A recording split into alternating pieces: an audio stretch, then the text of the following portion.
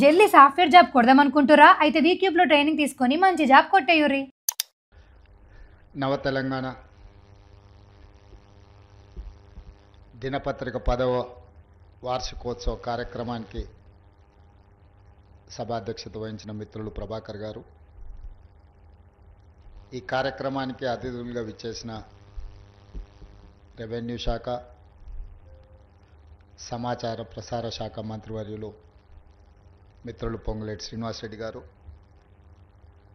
కార్యక్రమంలో పాల్గొన్న పెద్దలు వి రాఘోల్ గారు, తమ్మినేని వీరభద్రం గారు, జూలకంటి రంగారెడ్డి గారు, మిత్రులు, ఈ మధ్య క్షేత్రస్థాయిలో ప్రజా సమస్యల మీద పోరాటం చేస్తున్న సిపిఎం ప్రధాన కార్యదర్శి జాన్ వెస్లీ గారు,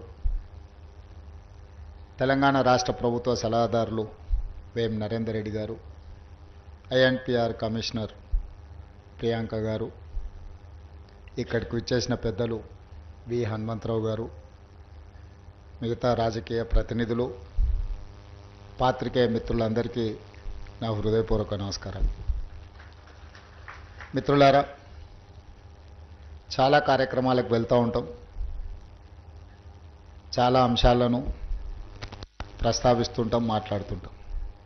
కానీ ఇందులో ప్రజలకు ఉపయోగపడి, ప్రజలకు స్ఫూర్తినిచ్చి, నిరంతరం ప్రజల పక్షాననే నిలబడి పనిచేసే సంస్థలు కొన్ని మాత్రమే. ముఖ్యంగా పత్రికల నుంచి, ప్రసార సాధనాల నుంచి, పాత్రికేయ మిత్రుల నుంచి ప్రజలకు ఒక గొప్ప విశ్వాసం, నమ్మకం ఉంటుంది. కానీ ఈ మధ్యకాలంలో ఆ విశ్వసనీయతను కోల్పోయే పరిస్థితులు మన సమాజంలో జరుగుతున్నాయి. దేశ స్వతంత్రానికంటే ముందు స్వతంత్ర ఉద్యమ భావజాలాన్ని, ఈ దేశ ప్రజల్ని ఏకోన్ముఖం చేసి బ్రిటిషర్స్ చేతిలో నుంచి స్వతంత్రాన్ని సాధించుకోవడం కోసం ఆనాడు మహాత్మా గాంధీ గారు యంగ్ ఇండియా అనే పత్రికను వారు నడిపిండ్రు. వారి తర్వాత పండిట్ జవహర్లాల్ నెహ్రూ గారు నేషనల్ హెరాల్డ్ పత్రికను నడిపిండ్రు. స్వతంత్రానికంటే ముందు స్వతంత్ర సాధనలో పత్రికలు, భావజాలాన్ని, భాషను,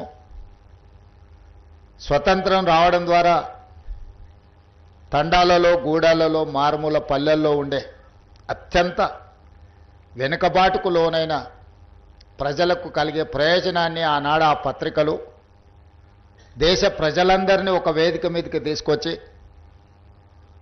స్వతంత్ర సాధన ఉద్యమంలో వాళ్ళందరినీ పాత్రదారులుగా చేయడానికి పెద్ద ఎత్తున ఆనాడు పత్రికలు ఉపయోగపడ్డాయి.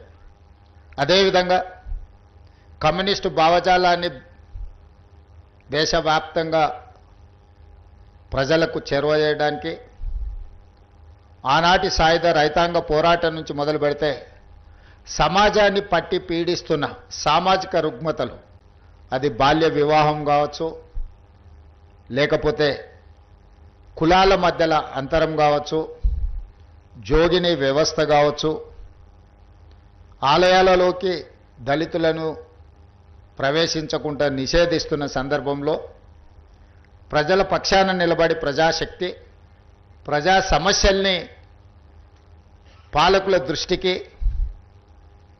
చైతన్యం కలిగిన సంఘాలు వీటిని ముందుకు తీసుకెళ్లడానికి ఆనాడు కమ్యూనిస్టుల ఆధ్వర్యంలో ఉన్న పత్రికలు విశేషమైన కృషి చేసినాయి. తెలంగాణ సాయుధ రైతాంగ పోరాటం ఈ దేశానికి, ప్రపంచానికి ఆదర్శంగా నిలబడ్డదంటే ఆనాడు జరిగిన పోరాటాలను నిక్షిప్తం చేసి చరిత్రను ప్రజలకు అందించడానికి, భవిష్యత్ తరాలకు అందించడానికి కమ్యూనిస్టులు నిర్వహించే పత్రికలు కానీ, కమ్యూనిస్టు భావజాలంతోనే ఈ అంశాలను క్రోడీకరించిన చాలామంది పెద్దలు ఈ తెలంగాణ సమాజానికి ఎంతో ఉపయోగపడ్డారు. ఆ కోవలోనే ఆ వారసత్వం స్ఫూర్తిగా తీసుకున్న యాజమాన్యం ఈరోజు నవ తెలంగాణ పత్రికను ప్రారంభించి 10 సంవత్సరాలు పూర్తి చేసుకొని ప్రజల పక్షాననే నిలబడతాం, ప్రజల గొంతుకై నిలబడతాం.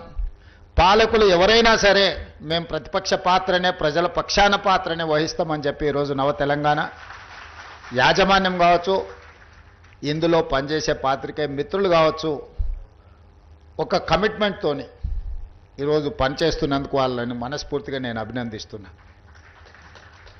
ఈరోజు గతంలో సిద్ధాంతపరమైన భావజాల వ్యాప్తి కోసం రాజకీయ పార్టీలు పత్రికలను పెట్టుకున్నాయి.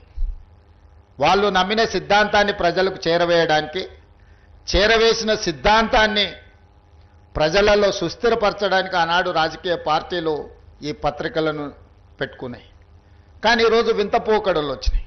చేస్తున్న తప్పులను కప్పిపుచ్చుకోవడానికి, సంపాదించిన సంపదను కాపాడుకోవడానికి, వాళ్ళని ప్రశ్నిస్తున్న వాళ్ళను సమాజంలో వాళ్ళ పట్ల అసహ్యకరమైన భాషను ఉపయోగించి వాళ్ళ ప్రతిష్టను దెబ్బతీయడానికి ఇవాళ రాజకీయ పార్టీలు కొన్ని పొలిటికల్ పార్టీ ఓన్డ్ మీడియా రావడం వల్ల ఈరోజు జర్నలిస్ట్ అనే పదానికి డెఫినేషన్ ఎత్తుక్కోవాల్సిన పరిస్థితి వచ్చింది.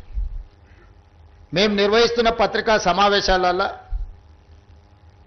సీనియర్లు కావచ్చు, జూనియర్లు కావచ్చు, వాళ్ళు అడిగే ప్రశ్నను బట్టి వాళ్ళు జర్నలిస్టులా లేకపోతే రాజకీయ పార్టీల కార్యకర్తలు జర్నలిస్టు ముసుగేసుకొని వచ్చి ప్రశ్న అడుగుతుండ్రా అర్థం కానంత అమాయకులు ఎవరు లేరు. ఈరోజు జర్నలిజం ముసుగులో కొన్ని రాజకీయ పార్టీలు వాళ్ళు నిర్వహిస్తున్న విధానం, వాళ్ళు చేస్తున్న ఆరోపణలు ఈరోజు సమాజం అంతా నిశితంగా గమనించాలి. పాత్రికేయ మిత్రులకు నేను విజ్ఞప్తి చేస్తున్నా, మీరు డిఫరెన్షియేట్ చేయండి, వాళ్ళని వేరుగా కూర్చోబెట్టండి. వాళ్ళు మేము ఒక్కటి కాదని ఒక భావాన్ని ప్రజలకు కల్పించాల్సిన అవసరం ఉంది. ఈరోజు media, social media, digital media ఎవడు పడితే వాడికి మొత్తం పెన్ను పేపర్ ఇస్తే వాళ్ళు మొత్తం రాయలేడు, ఏబిసిడీలు మొత్తం రాయలేడు, వాడు కూడా నేను జర్నలిస్ట్ అంటాడు. ఏం జర్నలిస్ట్ అంటే నేను సోషల్ మీడియా జర్నలిస్ట్ని అంటాడు. వాని పేరు పక్కనే జర్నలిస్ట్ అని పెట్టుకుంటాడు. అది మొత్తం వాళ్ళ ఇంటి పేరే అయినట్టు, వాళ్ళ తాతలు ముత్తాతల నుంచి జర్నలిజంలో పుట్టి పెరిగినట్టు జర్నలిస్ట్ ఎల్లయ్య, జర్నలిస్ట్ పుల్లయ్య అని పెట్టుకుంటారు. వాడు ఎప్పుడైనా జర్నలిజం స్కూల్లోనే చదివిండా లేకపోతే ఓనమాలు మొత్తమాన్ని వస్తాయంటే ఆ రెండు రావు. జర్నలిజం అక్షరం ముక్క కూడా ఒకప్పుడు ఈ రాజకీయ పార్టీలు సిద్ధాంతాన్ని పూర్తిగా నమ్మిన కార్డు హోల్డర్స్ అన్న జర్నలిస్ట్గా ఉండేటోళ్ళు, లేకపోతే జర్నలిజం చదివిన వాళ్ళు అన్న జర్నలిస్ట్గా బాధ్యతలు ఇచ్చేవాళ్ళు. వాళ్ళ పనితనాన్ని బట్టి వాళ్ళకు బాధ్యత పెంచేవాళ్ళు. కానీ ఈరోజు అది ఏమీ లేదు. ఎక్కువ ఆవారగా రోడ్ల మీద తిరిగేటోడు, ఎక్కువగా తిట్లు వచ్చినోడు, ఏదంటే అది మాట్లాడేటోడే ఈరోజు జర్నలిస్ట్ అనే ముసుగు తోడుకొని సోషల్ మీడియాలో అందరి పట్ల అసహ్యకరమైన భాషను ఉపయోగించే పరిస్థితులు వచ్చినాయి. అందుకే ఈరోజు రాజకీయ పార్టీ నాయకులుగా మేము మాట్లాడితే మీరు కూడా అప్పుడప్పుడు మాట్లాడతారు కదా సార్, మరి మీ సంగతి ఏందని అడుగుతారు. మరి అవతలలో అట్లా మాట్లాడితే సమాధానం ఎట్లా చెప్పాలో నాకు దారి దొరకడం లేదు. అందుకే నిజమైన జర్నలిస్టులు మీరు సెమినార్స్ నిర్వహించుకొని జర్నలిస్ట్ అనే పదానికి డెఫినేషన్ ఏందో డిఫైన్ చేయాల్సిన పరిస్థితి ఈరోజు సమాజంలో దాపురించింది. పత్రికా సమావేశాలకు కూడా ఎవరు పడితే వాడు లోపలికి వచ్చేసి మీకంటే ముందల కూర్చోలో కూర్చుంటాడు. ఇంతకుముందు నేను చూస్తాను, ఒక 15 సంవత్సరాల క్రితం నేను ప్రజాప్రతినిధిగా ఎన్నికైనప్పుడు పత్రికా సమావేశాలు పెడితే సీనియర్ రాగానే సీనియర్ జర్నలిస్ట్ ఏ పేపర్ అన్నా ఉండని, లేకపోతే ఏ టీవీ అన్నా ఉండని, జూనియర్స్ ఎవరైనా ఉంటే సీనియర్స్ వస్తే ముందల సీట్లో కూర్చున్న వాళ్ళు కూడా లేచి వాళ్ళకి సీట్ ఇచ్చి వెనక్కి కూర్చునే వాళ్ళు, ఒకవేళ సీట్ లేకపోతే పక్కకు నించొని నోట్ చేసుకునేది. ఒక బాధ్యత, ఒక గౌరవం, ఒక మర్యాద. వాళ్ళ యాజమాన్యాలు ఎవరున్నా జర్నలిస్టుని ఒక గౌరవించుకునే పరిస్థితి ఉండే. ఇప్పుడు ఆ పరిస్థితి పూర్తిగా దెబ్బతిన్నది. వాడు ఖాళీగా ఉంటాడు కాబట్టి 3 గంటల ముందే వచ్చి ముందల కుర్చీలో కూర్చుంటాడు, కాలు మీద కాలు వేసుకొని. వాడికి వచ్చిన సీనియర్ జర్నలిస్టు వాళ్ళ జీవితాన్ని మొత్తం జర్నలిజంలో కలిపినరు. వాళ్ళు సిన్సియర్గా ప్రజా సమస్యల్ని విశ్లేషించడానికి, పరిశోధనలు చేయడానికి, వాళ్ళ జీవితాన్ని, ఆరోగ్యాన్ని ఫనంగా పెట్టి, కుటుంబాలను కూడా ఫనంగా పెట్టి ప్రజల సమస్యలను తెలుసుకోవడానికి ఎక్కడెక్కడనో మారుమూల ప్రాంతాలకు వెళ్ళి రోజుల కొద్దీ ప్రజలలో మమేకమయ్యే ఆ సమస్యల్ని తెలుసుకొని వాళ్ళు రాసిందన్న సంగతి, పాలకులు చేస్తున్న తప్పులను పట్టుకోవడానికి నిరంతరం శ్రమించి విశ్లేషించి మన ప్రాంతంలో జరిగిన విద్యుత్ ఉద్యమాల వెనుక ఎంత కఠోరమైన దీక్ష జర్నలిస్టులది ఉన్నది. సరళీకృత విధానాలు వచ్చినప్పుడు ఆ సరళీకృత విధానాలు దేశ సంపదను పెట్టుబడిదారులు ఏ విధంగా కొల్లగొడతారని ఆనాడు విశ్లేషించిన జర్నలిస్టులకు ఈరోజు వచ్చినోనికి వాళ్ళ గురించి ఓనమాలు కూడా తెలియని పరిస్థితి. వాళ్ళు వస్తే కనీసం కూర్చోమని చెప్పాల్సిన కనీస మర్యాద పాటించాలన్న ఇంగిత జ్ఞానం కూడా కోల్పోయిన వాళ్ళు ఈరోజు వచ్చి మేము పత్రికా సమావేశాలు పెట్టినప్పుడు ముందల వరుసలు కూర్చోవడం కూడా ధిక్కారంగా, మనమేదో లోకు అయినట్టు వాడేదో మన మీద పెత్తనాన్ని చెలాయించడానికి వచ్చినట్టు మన కళ్ళకు చూస్తుంటాడు. ఇంకా నువ్వు నమస్కారం పెడతలేవు, నన్ను చూసి తల ఉంచుకుంటలేవేందని. నాకైతే అప్పుడప్పుడు అనిపిస్తుంది దిగిపోయి పల్ల చెంపలు వలగొట్టాలని. కానీ పరిస్థితులు హోదా అడ్డం వస్తుంటాయి.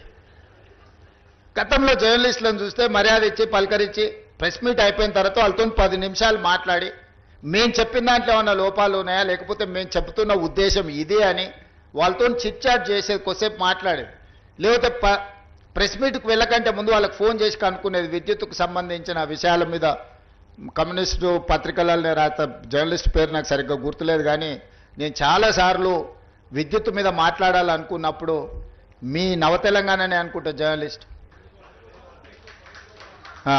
వేణుగోపాల్ గారు, నేను చాలాసార్లు నాకు కొంత అవగాహన ఉన్నా ఇది 100% కరెక్ట్గా ఉండాలని మాట్లాడితే అని చాలా సందర్భాల్లో పిలిచి కూర్చోబెట్టుకొని మాట్లాడి అసెస్మెంట్స్ నుంచి యాదాద్రి భద్రాద్రి లాంటి విద్యుత్ ప్రాజెక్టులు, ట్రాన్స్మిషన్ లాసెస్ గురించి, విద్యుత్ బకాయిల గురించి, రైతుల సమస్యల గురించి చాలా సందర్భాల్లో జర్నలిస్టులతో కూర్చొని మాట్లాడి నోట్ రాసుకొని తర్వాత వెళ్ళి మాట్లాడేది. చాలామందికి మేము ఎంత వెనకాల హోంవర్క్ చేసినామని తెలీదు. అట్లా జర్నలిస్టులు వాళ్ళ నాలెడ్జ్ని మొత్తాన్ని ప్రజలకు ఉపయోగపడే విధంగా పనిచేసిన జర్నలిస్టులు చాలామంది నాకు తెలుసు. కానీ ఈరోజు వింత పోకడలు వచ్చినాయి. ఆ వింత పోకడలకు రాజకీయ పార్టీలు కూడా తోడైనాయి. రాజకీయ నాయకుల యొక్క స్టేట్మెంట్ల పట్ల విశ్వసనీయత తగ్గుతున్న క్రమంలో జర్నలిస్టులు కూడా వేగంగా అదే దారికి పరిగెత్తుతున్నారు. ఎందుకంటే యాజమాన్యాలు, రాజకీయ పార్టీలు పెట్టుకున్న పత్రికలు, ప్రసార సాధనాలు ఈ వ్యవస్థను కూడా నిర్వీర్యం చేసి కుప్పగూల్చడానికి ఒక రకమైన కుట్ర అనాలనో, స్వార్థం అనాలనో, లేకపోతే విపరీతమైన పోకడలు అనాలనో నాకు తెలియదు. కానీ వేగంగా రాజకీయ నాయకుల యొక్క విశ్వసనీయత ఎంత వేగంగా సనగిల్లుతుందో జర్నలిస్టుల యొక్క విశ్వసనీయత కూడా ఈ రాజకీయ పార్టీలు కొన్ని పెట్టుకుంటున్న పత్రికలు, ప్రసార సాధనాల వల్ల జర్నలిస్టుల యొక్క విశ్వసనీయత కూడా వేగంగా సన్నగిల్లుతుంది. అందుకే ఈరోజు నిబద్ధత కలిగిన జర్నలిస్టులు విశ్లేషించుకొని ఒక లక్ష్మణరేఖ గీసుకోవాల్సిన అవసరం ఉంది. నిజమైన జర్నలిస్టు ఒకవైపు, జర్నలిజం ముసుగులో అరాచకం చేసే వాళ్ళని ఇంకొక వైపుకు నెట్టాల్సిన అవసరం ఉంది. అది జరగకపోతే పత్రికలకు, ప్రసార సాధనాలకు కాదు, తెలంగాణ సమాజానికి, దేశం యొక్క భద్రతకే ప్రమాదకరంగా తయారయ్యే పరిస్థితులు ఉన్నాయి. నిన్న మొన్న కొంతమంది సోషల్ మీడియా ప్లాట్ఫామ్లో పనిచేసే వాళ్ళు పాకిస్తాన్ ఐఎస్ ఏజెంట్లుగా పనిచేస్తున్నారని చెప్పి ఆపరేషన్ సింధూర్ సందర్భంగా కొంతమందిని అరెస్టులు చేసే పరిస్థితి వచ్చింది. ఏ ముసుగు తోడుకొని ఎలాంటి కార్యక్రమాలు చేస్తున్నారో ఈరోజు మనం అర్థం చేసుకొని ముందుకు వెళ్ళాల్సిన పరిస్థితి ఉన్నది. అందుకే మిత్రులారా, ముందు నుంచే నాకు పాత్రికేయ మిత్రులన్నా, వాళ్ళు విశ్లేషణలన్నా, లేకపోతే వాళ్ళు రాస్తున్న వార్తా కథనాలలో సమాచారాన్ని నేను ఎప్పుడు నిశితంగా గమనిస్తుంటా. అది మాకు కూడా ఒక నాలెడ్జ్. అన్ని పుస్తకాలు, ఏ పుస్తకంలో ఏముందో తెలుసుకోవడమే ఒక పని, అందులో ఏ పేజీలో ఏముందో చదువుకోవడం అని ఇంకా కష్టమైన పని. కానీ సీనియర్ జర్నలిస్టులు, సిన్సియర్ జర్నలిస్టులు విశ్లేషణ చేసి క్రోడీకరించి ఒక దగ్గరికి తీసుకొచ్చి ఒక ఆర్టికల్ రాస్తే అది మనకు పెద్ద ఎత్తున ప్రభుత్వ పరిపాలనలో ఉపయోగపడుతుంది. సామాజిక స్థితిగతులను లేవనెత్తడమే కాదు, ప్రభుత్వం తీసుకొస్తున్న సంక్షేమ పథకాల అమలులో జరుగుతున్న నిర్లక్ష్యం కావచ్చు, లేకపోతే జరుగుతున్న తప్పిదాలు కావచ్చు, విశ్లేషించి రాసినప్పుడు వాటిని నియంత్రిస్తే మన గౌరవమే పెరుగుతుంది, పరిపాలన మీద పట్టు మనకు వస్తుంది. పరిపాలన మీద పట్టు సాధించాలంటే విశ్లేషణాత్మకమైన ఆర్టికల్స్ను కానీ సమస్యల్ని లేవనైతే పత్రికలను చదివితే మనల్ని మనం సరిదిద్దుకోవడానికి ఉపయోగపడుతుందని నేను బలంగా నమ్ముతాను. అందుకే ప్రజల్ని ఈ మధ్య గతంలో నిర్బంధాలు ఉండేవి. ఈ మధ్య మా మిత్రుడు జాన్ వెస్లీ గారు చాలా ధర్నాల కార్యక్రమాలలో వెళ్తున్నారు. ఎక్కడ కూడా పోలీసులు వారిని అడ్డుకున్న పరిస్థితులు అయితే లేవని నేను అనుకుంటున్నాను. నేను క్లియర్గా చెప్పిన అన్నీ గమనిస్తూనే ఉన్నాను. నేనేం అందుకే చెప్తున్నా, వారు ఒకవేళ అట్లా అనుకుంటారేమో అని అందుకే చాలా క్లారిటీగా చెప్తున్నా. నేను కిందికి కూడా అధికారులకు ఆదేశాలు ఇచ్చిన. మా ఆలోచనను బట్టే అధికారులు పనిచేస్తారు. అధికారులకు పెద్దగా ప్రచారం నా చేతుల్లో లేదు. మీరు చేసే కార్యక్రమాలకు వెసులుబాటు కల్పించడం ముఖ్యమంత్రిగా నా చేతిలో ఉంది. కానీ ప్రచారం అనేది ఇక మిగతా పెట్టుబడులతో కూడుకున్న వ్యాపార సంస్థలు వ్యాపార ప్రయోజనాలను దృష్టిలో పెట్టుకొని వాళ్ళు ప్రచారం కల్పిస్తున్నారు. కాకపోతే నా వరకు నేను కమ్యూనిస్టు సోదరులను ఉప్పుతో పోలుస్తా. ఏ వంట ఏ మసాలాలు ఎన్ని పెట్టి వండినా ఉప్పు వేయకపోతే దానికి రుచి ఉండదు. మసాలాలు ఎంత గొప్పగైనా కలపొచ్చు. నలభీమ పాకం వండే గొప్ప వంటగాడు ఉండొచ్చు, కానీ ఆ వంటలో ఉప్పు లేకపోతే దానికి రుచి అనేది రాదు. ప్రజా సమస్యల మీద కూడా ఎర్రజెండా కనిపించినప్పుడే ప్రజా సమస్యల్ని పరిష్కరించడానికి ప్రజలకు ఒక విశ్వాసం. అది మేము ఎన్ని చెప్పినా వీళ్ళు అధికారంలోకి రావడానికి ఆలోచన చేసి చెప్తున్నట్టు ఉన్నారని అనుకుంటారు. కానీ కమ్యూనిస్టులు చెప్తే ప్రజలకు ఒక నమ్మకం, వీళ్ళు చెప్తున్నారంటే ఏదో కొంచెం విషయం ఉన్నట్టే ఉంది అని. కమ్యూనిస్టులు అధికారంలోకి తేవడానికి పనికొస్తారో పనికిరారో నేను విశ్లేషించలేను, కానీ ఉన్నోన్ని దించడానికి మాత్రం 100% పనికొస్తారు.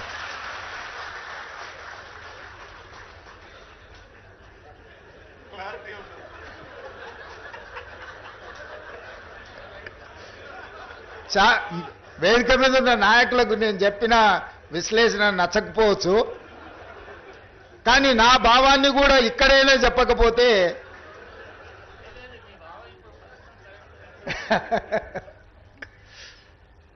సో ఉన్న వాళ్ళని దించడానికి కమ్యూనిస్టులు ఎప్పుడూ ముందులో ఉంటారు తప్పులు చేసేవాళ్ళు.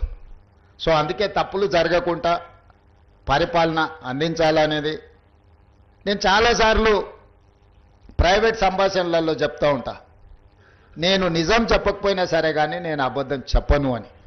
నిజం కొన్నిసార్లు కొంతమందికి ఇబ్బంది కలిగించవచ్చు, లేదా నేను చెప్పే నిజం కొంతమందికి అనవసరమైన సమాచారాన్ని ఇచ్చే అవకాశం ఉంటుంది. కానీ నేను ఎప్పుడు కూడా నా ఏ ఉపన్యాసమైనా ఏ విశ్లేషణ అయినా ఏ సందర్భం వచ్చినా రేవంత్ రెడ్డి ఈ అబద్ధం చెప్పినని ఇప్పటి వరకు ఎవరు నన్ను విశ్లేషించలేదు. నిజం అనేది ఒక భాగం. నేను రాజకీయాలకు వచ్చినప్పుడు నేను స్పష్టంగా నిర్ణయించుకున్నా, అబద్ధాల ప్రాతిపదిక మీదన అబద్ధాల పునాదుల మీద మన రాజకీయ భవిష్యత్తును నిర్మించుకుంటే అది ఏదో ఒక రోజు కూలుతుంది.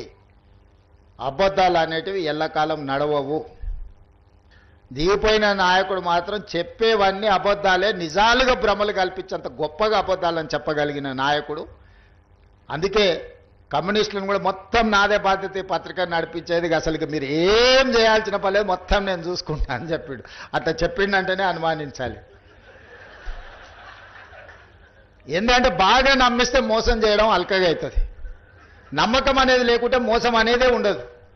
నువ్వు ఎప్పుడైతే నమ్ముతావో నమ్మకాన్ని నీడలాగానే మోసము దాని ఎంబడే ఉంటుంది.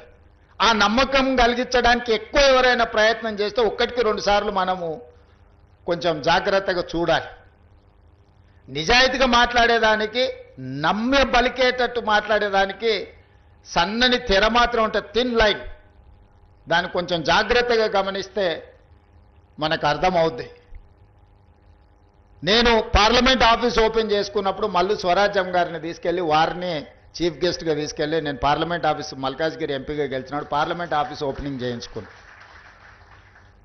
మా పార్టీ నాయకులు చాలామంది పెద్దలు ఉన్నా మల్లు స్వరాజ్యం గారిని వారికి ఆరోగ్యం బాగాలేకపోయినా రాలేను అన్నంత పరిస్థితి ఉన్నా వాళ్ళ కుటుంబ సభ్యులను మాట్లాడలేదు, వాళ్ళ కమిట్మెంట్ అనేది చాలా ముఖ్యం అని నా పార్లమెంట్ ఆఫీసును మల్లు స్వరాజ్యం గారు, నేను కాంగ్రెస్ పార్టీ వర్కింగ్ ప్రెసిడెంట్ ఉండి దేశంలోనే అతిపెద్ద పార్లమెంట్ నియోజకవర్గమైన మల్కాజ్గిరికి ఎంపీగా ఉండి నా పార్లమెంట్ కార్యాలయానికి ముఖ్య అతిథిగా మల్లు స్వరాజ్యం గారిని పిలిచి వారి చేత ప్రారంభింపజేసుకున్నానంటే నా కమ్యూనిస్టుల పట్ల అపారమైన గౌరవం ఉంది. సరే, రాజకీయాలలో ఒకసారి కలిసి పనిచేస్తాం, ఒకసారి విడిపోయి పనిచేస్తాం, కలుస్తుంటాం, విడిపోతుంటాం, ఇవన్నీ పరిస్థితులు, పార్టీలు, వ్యవస్థ. అందుకే ఈరోజు రాగానే తప్పకుండా నేను వస్తా అని చెప్పిన, మళ్ళీ ఇన్విటేషన్ ప్రింట్ చేసినాక మా మిత్రులు ఇన్విటేషన్ ఇవ్వడానికి వస్తామంటే నేను చెప్పిన వస్తా అని వచ్చిన. ఎందుకు అని అంటే ఇలాంటి సంస్థల వేదికల మీద వచ్చినప్పుడైనా నిజాలు మాట్లాడడానికి వేదికలు పనికొస్తాయి. మా మనసులో ఉన్న భావాన్ని మీ ద్వారా ప్రజలకు చెప్పడానికి ఉపయోగపడుతుంది వేదిక అని నేను బలంగా నమ్ముతా. అందుకే ఈరోజు ఈ వేదిక మీద నుంచి పత్రిక నడవడానికి మీకు అదనంగా సాయం చేయకపోయినా మిగతా పత్రికల కంటే ఈ సమెత్తు కూడా తక్కువ చేయనని చెప్పి ఈ వేదిక మీద నుంచి మీకు మాటిస్తున్నా.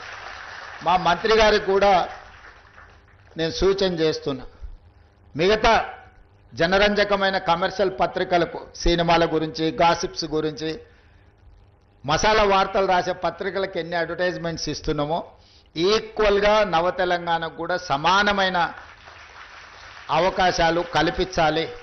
వీటిని బ్యాలెన్స్ చేయాల్సిన బాధ్యత మన మీదనే ఉన్నది. నేను ముందు చెప్పినట్టు మనం ఎప్పుడు అధికారంలోకి రావాలన్న పర్టికులర్గా కాంగ్రెస్ పార్టీ అధికారంలోకి వచ్చిన ప్రతిసారి అంతకంటే ముందు కమ్యూనిస్టులు చేసిన ఉద్యమమే కాంగ్రెస్ పార్టీ అధికారంలోకి రావడానికి ఎక్కువగా ఉపయోగపడ్డాయి.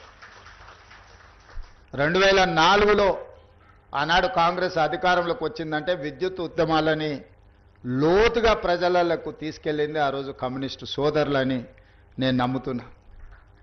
2023లో మేము అధికారం వచ్చినప్పుడు కూడా ప్రత్యక్షంగానో పరోక్షంగానో మీరు చేసిన, వీరభద్రం గారు చేసిన పాదయాత్రలు కావచ్చు, రకరకాల పోరాటాలు, ఇవన్నీ కూడా ప్రజల, ప్రభుత్వాల పట్ల కొంతమంది నాయకులు, ఉద్యమకారుల ముసుగు తొడుక్కొని ప్రజలకు చేస్తున్న అన్యాయాన్ని మీరు తొలగించడం, చివరికి ఏ పార్టీ అధికారంలోకి వస్తుందో ఆ పార్టీకి ఓటేయాలన్న ఆలోచన ఉంటుంది. కొట్లాడేటప్పుడు ప్రజలు మీ పక్షాన ఉన్నా నిర్ణయం తీసుకున్నప్పుడు అధికారంలోకి వచ్చే పార్టీకి ఓటేస్తే బాగుంటుందని అనుకుంటారు. ఎందుకంటే వాళ్ళు కూడా వాళ్ళ ఓటు ఓసారి ఇటు వస్తే ప్రయోజనం ఉంటుంది కదా అని. అందుకే ఈరోజు రావడానికి ఉపయోగపడ్డారు, దీన్ని కొనసాగించడానికి కూడా మీ సహకారం ఉండాలి. మళ్ళోసారి వస్తే ఇంకా పేదలకు మంచి చేయడానికి అవకాశం ఉంటుంది. సమస్యల ప్రాతిపదికన ప్రభుత్వం మంచి చేస్తే మంచానండి. నేను మా పార్టీ మీటింగ్లో చెప్పిన, చెడును చెవులో చెప్పాలి, మంచిని మైకులో చెప్పాలి అని. మీరు చెడును చెవులో చెప్పకపోయినా నవ తెలంగాణలో రాసినా కూడా మాకు చేరుతుంది.